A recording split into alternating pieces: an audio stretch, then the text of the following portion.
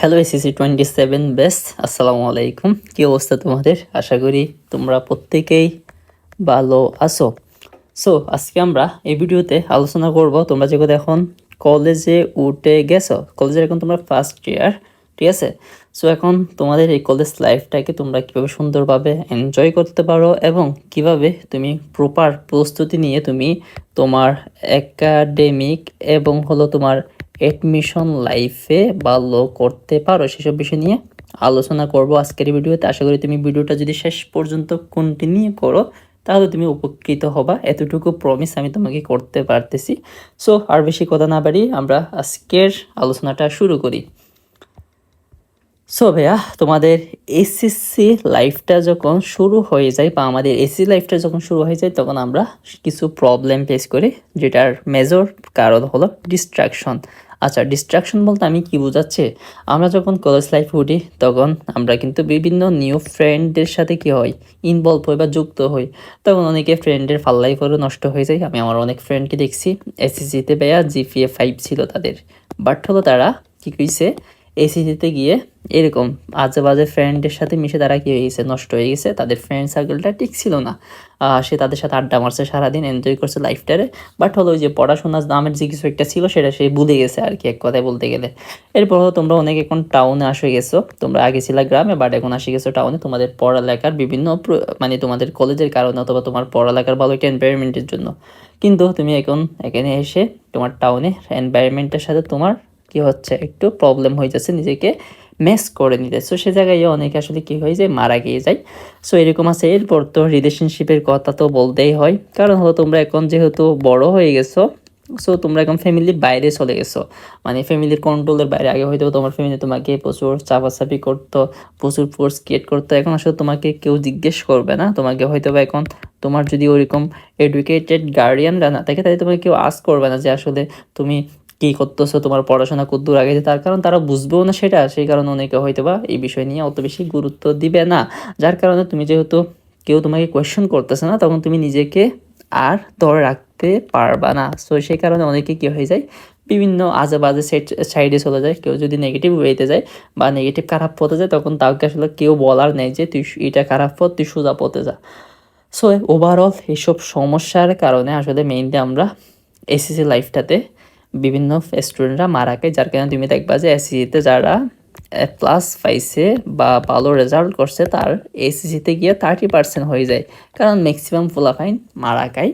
So এটা হয়তো বা তুমিও জানো মারা খাচ্ছে এরকম তুমি অনেক সিনিয়রদেরকে দেখবা যারা এরকম এসএসসিতে গিয়ে লাইফটাকে অনেক বেশি ড্রপ করে দিছে বা অনেক বেশি মানে কমে গেছে আর কি। এরপর একটা মেজর সমস্যা যেটা বলে থাকে সেটা হলো তোমার হলো এসএসসির পড়াশোনা অনেক বেশি কঠিন, এই কথাটাও বলা হয়ে থাকে। মানে হলো এসএসসির স্টাডিটা একটু কঠিন, আর আসলে কঠিন বলতে গেলে তোমার এসএসসি এর চেয়ে এসএসসি এর পড়া দ্বিগুণ বা তিনগুণ এরকম বলে থাকে অনেকে, বুঝতে পারছো? সো সেই কারণ কেন সেটা তুমি আশা করি এতদিনে টের পেয়ে গেছো, কারণ তোমাদের অনেক দিন তো চলে গেছে অলরেডি, তোমরা জানছো তোমাদের কয়টা বই আছে, বইগুলো কত বড় বড়।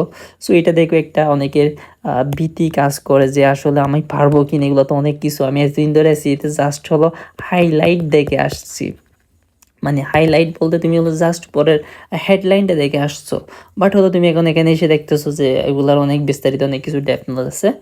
সো এখন তোমরা কি করতে পারো, সেই সমাজের প্রবলেমের কথাগুলো তো বলছি, আসলে এগুলো আমরা জেনারেলি ফেস করে থাকি বা আমি এগুলো আমার ফ্রেন্ডদেরকে দেখছি বা আমার সিনিয়র জুনিয়রদেরকে এইসব সমস্যাগুলো মানে করতে দেখছি আর কি। সেজন্য তোমাদেরকে আমি শুরুতে একটু তোমাদের প্রবলেমগুলো নিয়ে আলোচনা করছি। এখন আমরা প্রবলেম তো বলছি, এখন আমাদের তো একটু সলিউশন দিতে হবে। সলিউশন দেখার জন্যই তো তুমি ভিডিওটা ক্লিক করছো। সো আমরা সলিউশনে যাই। সো আজকে আমরা সলিউশনের ক্ষেত্রে প্রথমে যেটা রাখছি সেটা হলো তোমার হলো ফাউন্ডেশন বিল্ড। আচ্ছা, এসএসসি লাইফে তুমি এখানে তো শুরুতেই বলছে এখানে অনেক পড়া, অনেক পড়া, ঠিক আছে, কিন্তু তোমার হলো টাইমটা কম। তুমি এসএসসিতে কিন্তু পাক্কা 2 ইয়ার পাইছো, রাইট? তুমি এসএসসিতে 2 ইয়ার পাইছো, কিন্তু এসএসসিতে তুমি সেটা 1.8 মান্থ পাবা, 8 মান্থস পাবা, এর চেয়ে বেশি হয়তো বা পাবা না, এরকমই পেয়ে থাকে। সো আসলে এসএসসির তুলনায় বললাম এসএসসিটা অনেক বড়। সো এখন এখানে তুমি যদি টাইমটাকে প্রপারলি ইউটিলাইজ করতে না পারো তাইলে তুমি মারা যাবে, এটা শিওর। সো এখন তোমার থেকে কী করতে হবে, তুমি প্রথমত হলো তোমার এখানে যে ফর্মুলাটা অনুসরণ করতে হবে, তুমি কোনো একটা সাবটা নিয়ে প্রথমে ক্লাস করবা কোনো একটা ব্যয়ার, কারণ তুমি একটা সাবটা তো শুরুতে পারবা না। ধরো তুমি কালকে ভেক্টর দিয়ে ফিজিক্সটা শুরু করলা, সো তুমি ভেক্টরের জন্য প্রথমে একটা ক্লাস করবা। তুমি তোমার যে মেন্টর ফলো করো বা যে কোচিংয়েই ফলো করো না কেন, তোমরা বেশিরভাগই হয়তো এখন অনলাইন ক্লাসের সাথে যুক্ত হইছো, বা অনেকে একটা কোয়েশ্চেন করে থাকে ভাই অনলাইন ক্লাস ভালো নাকি অফলাইন ক্লাস ভালো। এখন এটা নিয়ে তোমরা যদি, আমি আজকের ভিডিওতে ডিটেল বলতে চাচ্ছি না, এটা যার যার মতো উপর বেরি করে আর কি জেনারেলি, বাট হলো অনলাইন ক্লাস প্রেফারেবল তাদের জন্য যারা হলো নিজেকে কন্ট্রোলে রাখতে পারে, ঠিক আছে। তো তুমি যদি নিজেকে কন্ট্রোল করতে না পারো তাহলে তুমি অনলাইন ক্লাস করে মারা গাবা। সো এটা নিয়ে আমি দেখি তোমরা কমেন্টে জানিও, আমি ডিটেলস একটা ভিডিও দিব অনলাইন ক্লাস ভালো হবে নাকি অফলাইন বেসে ভর্তি হওয়াটা বেটার হবে। সো প্রথমত আমরা আজকের ভিডিওতে ফিরে যাই, কারণ আমি ভিডিওটা বেশি বড় করতে চাচ্ছি না। সো দেখো, প্রথমত হলো তোমরা কি করবা, ক্লাস করবা। তোমরা ক্লাস না করলে তুমি বুঝতে পারবা না আসলে সফটওয়্যারটাতে কী আছে বা কোনগুলো ইম্পর্টেন্ট। এরপর হলো তুমি একটা নোট করবা। তুমি ক্লাস করার পাশাপাশি একটা নোট নিবা। নোটটা হলো অনেক বেশি বড় হবে না, তুমি নিজের মতো করে একটা শর্ট নোট নিবা।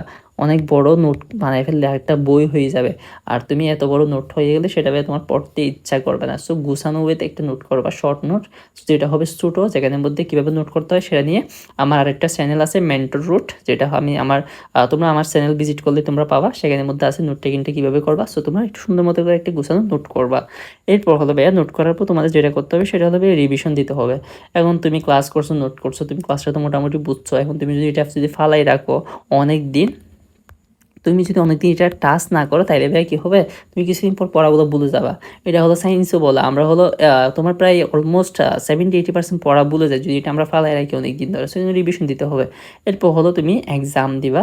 এক্সাম না দিলে তুমি বুঝতে পারবা না যে আসলে তোমার চ্যাপ্টারটা তুমি আসলে কতটুকু পারো, তুমি পারো নাকি পারো না, সেটা বোঝার জন্য তোমার কি হতে হবে, এক্সাম দিতে হবে। তুমি যদি এক্সামই না দাও তুমি নিজেকে জাজ কেমনে করবা? তো নিজেকে যদি জাজ করতে হয় তাইলে ভাইয়া তোমার কী করতে হবে, এক্সাম দিতে হবে। তো তুমি যদি এক্সাম দিয়ে দেখো যে তোমার এখনও 30 বা 40% মার্ক আসতেছে, তাইলে ভাই আমি বলবো তুমি আরেকটা চ্যাপ্টার টাচ না করে আবার ভাই তুমি এই চ্যাপ্টারটাতে ফোকাস করো। কারণ তুমি জানো পরীক্ষা ভেক্টর থেকে কোয়েশ্চেন আসবে, তাহলে ভেক্টর থেকে যদি কোয়েশ্চেন আসে তাহলে ভাই তুমি 30-40% দিয়ে তো তুমি ভালো করতে পারবা না। যার কারণে তুমি যদি ভেক্টরটা যদি ভালো মতো শেষ করতে পারো তাইলে এটা থেকে তুমি কিন্তু ACCA এক্সামও কোয়েশ্চেন পাবা, তাহলে তুমি 10 বা 12 মার্ক এনশিওর করে ফেলছো শুরুতে। তাই এটা ভালো হবে না? তুমি আরেকটা চ্যাপ্টার যদি সব চ্যাপ্টার যদি তুমি এরকম 30-40% করে শেষ করো তাহলে আলটিমেটলি তুমি পরীক্ষার হলে গিয়ে ভালো করতে পারবে না, বা তুমি কনফিডেন্ট ফিল করবে না, কারণ তুমি এক্সামে গিয়ে মারা খাবে, এটা for sure. So that's why আগে থেকে তুমি যেটা পড়বা ওইটা ভালো মতো পড়বা, তাহলে এটাকে বলা হচ্ছে তোমার ফাউন্ডেশন বিল্ড। এভাবে তুমি ফাউন্ডেশনটা বিল্ড করবা। আরও যদি অন্যান্য কোয়েশ্চেন থেকে থাকে তাহলে আমাকে কমেন্টে জানিও ফ্রিলি, অ্যাজ এ বড় ভাইয়ের মতো, আমি তোমাদের একটা বড় ভাইয়ের মতো। সো তোমরা আমার ছোটো ভাইয়ের মতো, তো আমাকে জানিও ভাইয়া, ছোটো ভাই বা বোনের মতো। সো আমাকে ফ্রিলি জানিও, কোনো প্রবলেম থাকলে আমি তোমাদের আনসার দেওয়ার ট্রাই করবো। ওকে, এখন আমরা নেক্সট স্টেপে যাই। নেক্সট সিস্টেমটা হলো ভাইয়া, এখন আমরা তো বুঝছি কীভাবে কী করবো, ক্লাস করবো। এখন আমাদের একটা প্ল্যান করতে হবে, কারণ হলো কোনো কিছু যদি আমরা প্ল্যান না করি তাহলে এটাতে আসলে মানে সাকসেস হওয়ার রেটটা অনেক বেশি কমে যায়। কারণ তুমি প্ল্যান না করলে তুমি কেমনে বুঝবে তুমি ওই জায়গাটাতে কীভাবে যাবা। সো এখন আমরা রুট ম্যাপটা দেখি।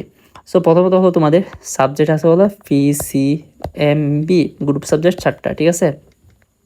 তাহলে তোমাদের এসএসসিতে কিন্তু অনেক ছিল, এখানে জাস্ট PCMB আছে। এরপর তোমাদের আছে হলো বাংলা, ইংলিশ এবং হলো ICT, ঠিক আছে। এই 3টা হলো আলিদের বিষয়। তোমাদের ফার্স্ট প্রায়োরিটি থাকবে হলো গ্রুপ সাবজেক্টগুলো। এরপর হলো তোমরা কী করবা, এই যে অপশনাল যে সাবজেক্টগুলো আছে এগুলোতে একটু তোমরা ফোকাস করবা, কারণ হলো তোমার এডমিশনে কিন্তু এই গ্রুপ সাবজেক্টগুলোই কিন্তু বেশি আসবে, ঠিক আছে।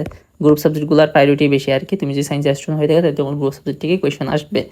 আর ইংলিশটা তো লাগে, আমি এগুলো না পড়তে বলতেছি না, বাট হলো এগুলো পড়বা হলো তুমি একটু কম আর কি। তোমার মেইন তুমি যদি এডমিশন টাইমে তুমি এখানে 70% এফোর্ট দিবা এগুলাতে, আর 30% এফোর্ট দিবা আপাতত এগুলোতে, মানে ফার্স্ট ইয়ারের দিক দিয়ে আর কি। আপাতত এগুলোতে কম এফোর্ট দিলে সব এগুলো তুমি কভার আপ করে নিতে পারবা। আর তুমি যদি এগুলোতে যদি বা এই সারটাতে যদি তুমি প্লাস এনশিওর করতে পারো তাইলে ভাইয়া তোমার ইজিলি এসিতে প্লাস আসি যাবে। সো এই জন্য তুমি আগে মেনলি এগুলোতে ফোকাস করবা আর কি, ঠিক আছে। সো আমি আশা করি বুঝাইতে পারছি। এখন আমরা এরপর স্টেপের মধ্যে যাই। সরি আমি সরি এখন আমরা জানবো হলো টাইম ম্যানেজমেন্ট নিয়ে। এখন তোমাদের হাতে ভাইয়া আমরা তো জানছি সাবজেক্ট কয়টা, এগুলো তো বুঝতে পারছি। এখন আমাদের টাইমটা একটু দেখতে হবে কীভাবে টাইমটা ম্যানেজ করতে পারো। এখন টাইমটাকে তোমরা হয়তো দুইভাবে ইউজ করবা। প্রথমত হলো ভাইয়া তোমার স্টাডি বলতে এটা হলো তোমার পার্সোনাল স্টাডি, ঠিক আছে। আর বাদ বাকি যেগুলো আছে এগুলো হলো আদার্স বলতে তুমি এখানের মধ্যে খাওয়া দাওয়া বা তোমার ক্লাস সব কিছু তুমি এখানের মধ্যে অ্যাড করবা। ক্লাসটাকে তুমি তোমার পড়ার মধ্যে অ্যাড করিও না, ক্লাসটা তোমার পড়ার মধ্যে কখনোই পড়ে না ভাইয়া।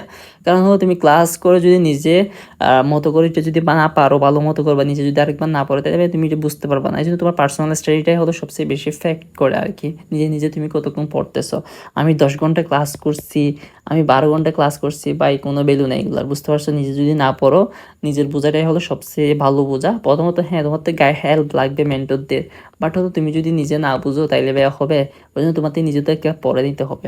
সো ক্লাস করবা, এরপর হলো তুমি পার্সোনাল স্টাডি, ঠিক আছে? সো এখন তোমাদের আমি যদি টাইম লাইনটা একটু বলি, আমাদের উইকে হলো তোমার কয়দিন, জেনারেলি হলো 7 ডে, ঠিক আছে? সো তোমরা এভাবে ভাগ করে নিতে পারো, SMW আমি 2টা সাবজেক্ট পড়বো, তারপরে SGTতে আমি 2টা সাবজেক্ট পড়বো, আর ফ্রাইডেটাতে আমি রিভিশনের জন্য রাখবো। এটা নিয়ে আমি পরের স্লাইডের মধ্যে কথা বলবো রিভিশন নিয়ে। সো এভাবে তুমি ভাগ করতে পারো। এরপর হলো তুমি এভরিডে তোমার প্রতিটা দিনকে তুমি কিভাবে সাজাইতে পারো দেখো। হ্যাঁ, তোমার ডের ক্ষেত্রে তোমরা কী দেখি আমরা জেনারেলি সকাল, এরপর হলো বিকাল,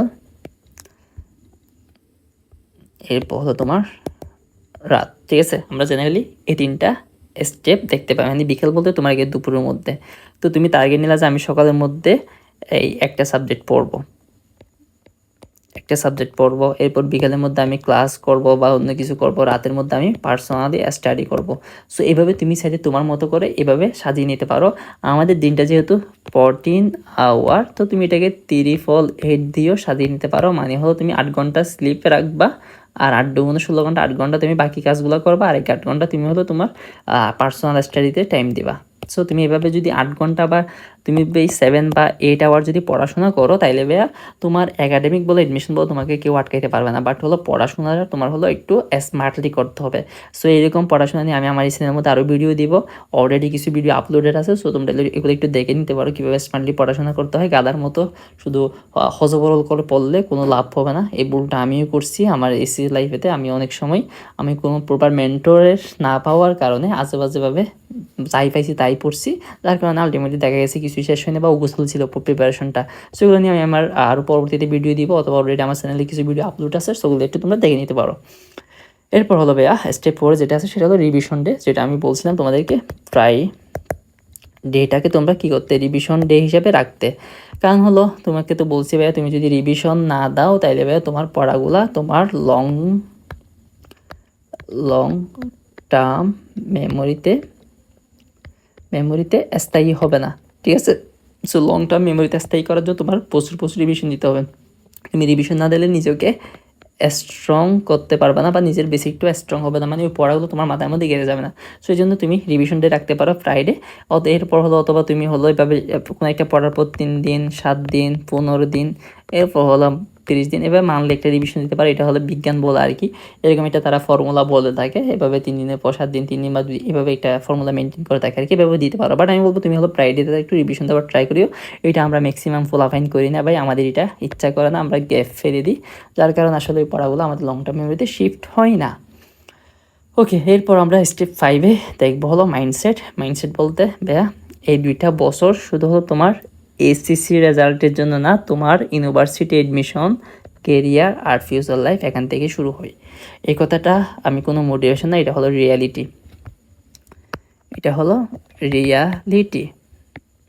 তুমি যদি ভাইয়া এসএসসিতে ভালো করো তাইলে তুমি অনেক সময় তুমি তোমার ড্রিম ভার্সিটিতে তুমি কী করতে পারবা, ভার্সিটি বা মেডিকেলে তুমি এক্সাম দিতে পারবা। এরপর তুমি যদি চান্স পাও তাইলে তোমার একটা সুযোগ থাকে যে লাইফে তুমি ভালো জায়গায় চান্স পাইছো, সো এখানে ভালো এনভায়রনমেন্ট পাবা, ভালো ফ্রেন্ড পাবা, সো এখান থেকে একটা ভালো করার একটা সুযোগ থাকে। আবার এটা না যে তুমি পাবলিকে চান্স না পেলে তাহলে তোমার জীবন শেষ, তুমি এসএসসি ভালো না করলে জীবন শেষ, বিষয়টা এমনও না। বাট হলো তুমি যদি চান্স পাও তাহলে তুমি কিছুটা অপরচুনিটি বেশি পাচ্ছ বাকিদের থেকে, তো তুমি কেন সেটা লুফে নিবে না? তোমার হাতে তো সময় আছে, অপরচুনিটি আছে, তোমাকে সুযোগ দিয়েছে তোমার পরিবার যে তুমি ট্রাই করে দেখো। ট্রাই করে যদি কখনো ফেল হও তখন হয়তো বা দেখা যাবে যে আমি ট্রাই করছিলাম বাট আমি ফেল হয়েছি, তখন আসলে এটার প্রতি আর আফসোস থাকবে না। বাট হলো তুমি যদি ট্রাই না করো, তারপরেও তাহলে তো হবে না ভাইয়া। ওকে, এই জন্য ভাইয়া তোমার এসি লাইফটাতে যতটুকু টাইম আছে সেটাকে প্রপারলি ইউটিলাইজ করো, কারণ তোমার এসি লাইফে ম্যাক্সিমাম ফাইন এই টাইমটাকে ইউটিলাইজ করো না বলে মারা খায়, কারণ হলো এসি লাইফটা টাইমটা অনেক অনেক বেশি ইম্পর্টেন্ট। এখানে যদি তোমাকে 2 3 4 বছর সময় দিই তাহলে ম্যাক্সিমাম ফাইনে পালো করতো, এখানে হলো টাইমের খেলাটা বেশি ফ্যাক্ট করে আর কি। সেই জন্য টাইমটাকে যদি রিলাইজ করতে না পারো তাহলে হবে না। এই জন্য তুমি একটা মাইন্ডসেট ক্রিয়েট করবা যে আমি পড়বো, আমি পড়বো, পড়লে আমি পড়লে আমি পড়লে আমি পারবো। ঠিক আছে, এরকম একটা তুমি মাইন্ডসেট ক্রিয়েট। আমার লেখাগুলো একটু তোমরা না বুঝতে পারো, আসলে আমি এখানে আইপ্যাডে লিখতেছি, দ্রুত লেখার ট্রাই করি অনেক সময়, ওই জন্য দ্যাটস ওয়াই ভালো হয় না। আর এমনিতে আমার লেখা একটু বাজে, so sorry for this. Okay, so আশা করি বুঝাইতে পারছি আমি। এরপর finally focus on your study, এটা তো তোমাদেরকে বলছি ভাইয়া, স্টাডিতে একটু ফোকাস করো। শুধু কি বলবো, মানে আজে বাজে সময় নষ্ট করিও না। তোমার এখানে পড়ালেখাটা কিন্তু ফেক্ট করে ভালোই, বুঝাইছি এটা শুরুতেই। এরপর হলো ভাইয়া সময় থাকলে স্কিল গেইন করো পড়াশোনার পাশাপাশি। যদি কোনো ফ্রি টাইম থাকে তাইলে ভাই একটু ডিজিটাল স্কিলগুলো গেইন করো, ডিজিটাল স্কিলগুলা গেইন করো। অনেকগুলা ডিজিটাল স্কিল আছে, সেগুলো একটু গেইন করো। কারণ হলো জাস্ট আমরা আমাদের দেশে একটা সিস্টেম, আমরা জাস্ট পড়ালেখা করে করে জীবনটা শেষ করে দিই। আসলে আমাদের পড়াশোনা করা ছাড়া টাইমও থাকে না হাতে। তারপরেও যদি ফ্রি টাইম থাকো তাহলে ভাইয়া একটু স্কিল গেইন করো, এটা আসলে তোমাকে লাইফ অনেক বেশি বেনিফিটেড করবে বা বাকিদের থেকে এগিয়ে নিয়ে যাবে আর কি। তুমি এটা এইচএসসির পরে বা অ্যাডমিশনের পরে গিয়ে বুঝতে পারবে আসলে স্কিল গেইনটা কতটা ইম্পর্টেন্ট। তখন মনে করবো ওই যে একটা ভাইয়া তো বলছিল স্কিল গেইন করতে, সো এটা তখন হয়ে যাবে তোমার মাথায় বারবার আসবে আর কি। তো এই জন্য স্কিল গেইন করলো যদি সময় থাকে। আর যদি দেখো যে আমি কোপ আপ করতে পারতেছি না তাইলে ভাইয়া তোমার জন্য স্কিল গেইন করার প্রয়োজন নেই। সো আজকের ভিডিও এতটুকু পর্যন্তই, অনেক বক বক করে ফেলছি। ভিডিওটা ভালো লাগলে কমেন্টে জানিও, আর আমার ভিডিওগুলো ভালো লাগলে তো চ্যানেলে সাবস্ক্রাইব করবা, কারণ হলো তোমাদের আসলে রেসপন্স পেলে মোটিভেটেড হয়ে আর কি নিজেও যে পরবর্তীতে আমি ভিডিও তৈরি করবো, কারণ আমার অডিয়েন্স আছে বা আমাকে কিছু স্টুডেন্ট ভালো ফিডব্যাক দিছে। সো দ্যাটস তখন আসলে ভালো লাগে কষ্ট করতে, কারণ হলো একটা ভিডিও মেক করতে আসলে অনেক সময় প্যারা লাগে, কারণ নিজের ব্যস্ততা আছে, তার মধ্যে আবার ভিডিওগুলো রেকর্ড করতে হয়। সো ওভারঅল হলো এই সমস্যা আর কি। সো আশা করি তোমাদেরকে আমি বুঝাইতে পারছি, আর তোমাদের কোনো কোয়েশ্চেন থাকলে জানিও পেয়াগে ফ্রিলি। সো দেখা হচ্ছে পরবর্তী কোনো একটা ভিডিও নিয়ে, সে পর্যন্ত ভালো থাকো, আল্লাহ হাফেজ, আসসালামু আলাইকুম।